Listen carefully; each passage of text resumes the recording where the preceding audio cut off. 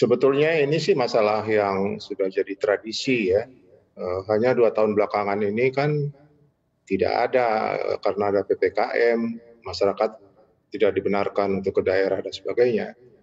Dari dulu juga ya memang begitu, setiap hari raya Idul Fitri, itu ada 4 film itu boleh katakan bagus semuanya penontonnya. Nah itu masalahnya. Jadi kalau kita lihat apakah ini satu kebangkitan, saya rasa bisa juga, hanya kita harus waspada. Karena apa? 2 tahun ini kan betul-betul kita ini bioskop ini kan puasa, betul-betul puasa, cuma pendapatan 5%, 10% gitu ya kan. Nah ini dengan adanya seperti ini juga harus dipelajari juga. Bioskop dan film itu punya ada indikasi-indikasi. Pertama adalah, momen.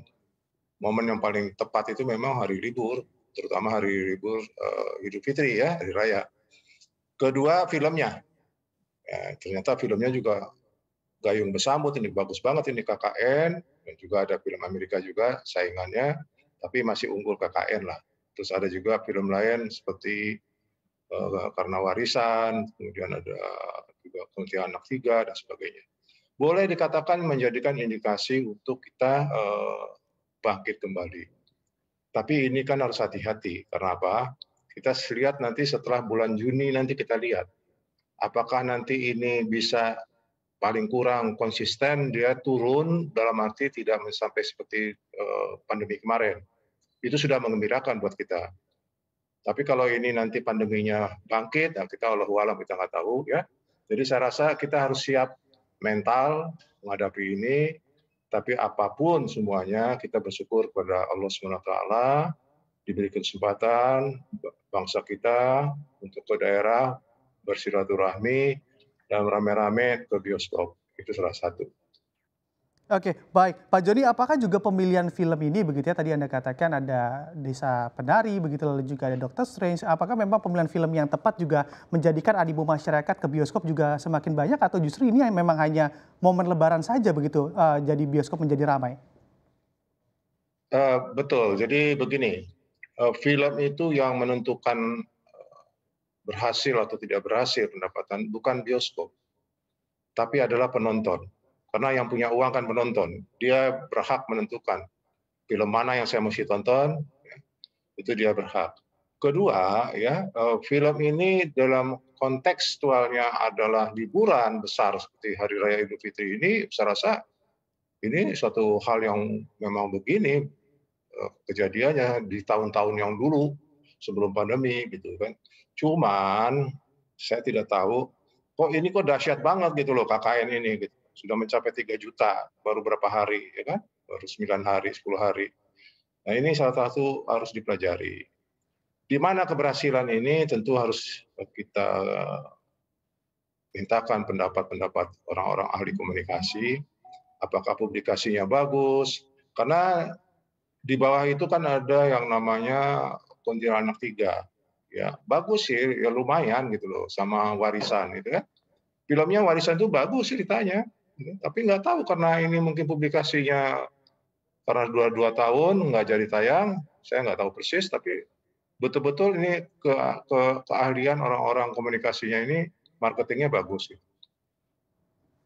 Oke, baik. Pak Joni, apakah juga kalau kita kategorikan begitu ya, kalau kita perhatikan juga masyarakat Indonesia juga sangat menyukai film bergenre horor dan apakah ini juga menjadi faktor begitu masyarakat juga antusias sekali pergi ke bioskop? Ya, film itu misteri, Mas.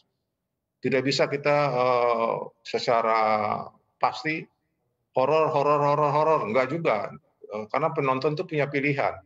Kalau sudah bosan dengan horor tuh cari yang lain lagi, ya seperti, film-film yang action, film-film yang komedian, ya itu bergulir secara alami. Jadi tidak bisa kita mengatakan harus horor-horor, enggak juga, tapi itu ada masanya juga. Ada masanya apalagi yang, bersifat, film-film yang kebudayaan dan sebagainya, itu satu hal yang menurut saya misterinya film. Nah, film nasional kita juga mendapatkan satu persandingan dengan film impor, ya kan. Ini juga satu hal yang harus kita pelajari, tapi kita tahu bahwa di Undang-Undang 33 tahun 2009 itu screen quota untuk film nasional itu 60% layarnya, impor 40%.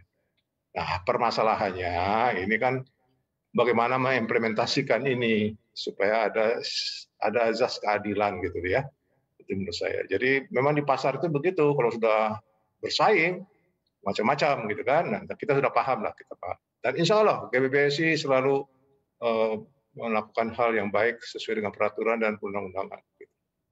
Nah, yang mengembirakan lagi saya juga kepada pemerintah, terima kasih sekali karena bulan Januari itu sudah disahkan oleh DPR RI Undang-Undang Republik Indonesia Nomor 1 Tahun 2022 tentang hubungan keuangan antara pemerintah pusat dan pemerintah daerah. Diundangkan oleh Presiden tanggal 5 Januari 2022. Apa isinya?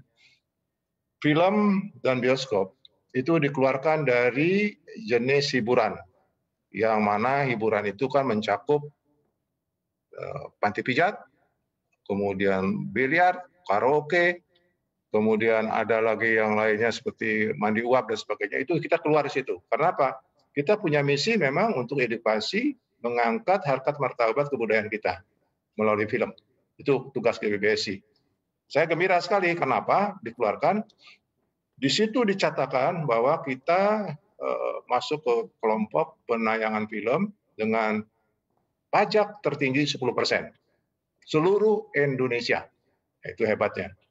Selama ini ada yang 20%, ada yang 25% karena masuk di kategori tadi, hiburan tadi. Kayak seperti panti pijat itu kan, karaoke segala macam itu kan 35% pajaknya. Kita keluar dari situ. Ini saya mensyukuri dan saya mengucapkan terima kasih sebesar-besarnya kepada Bapak Presiden, pada anggota DPR RI yang telah mengesahkan menjadikan undang-undang. Itu Mas.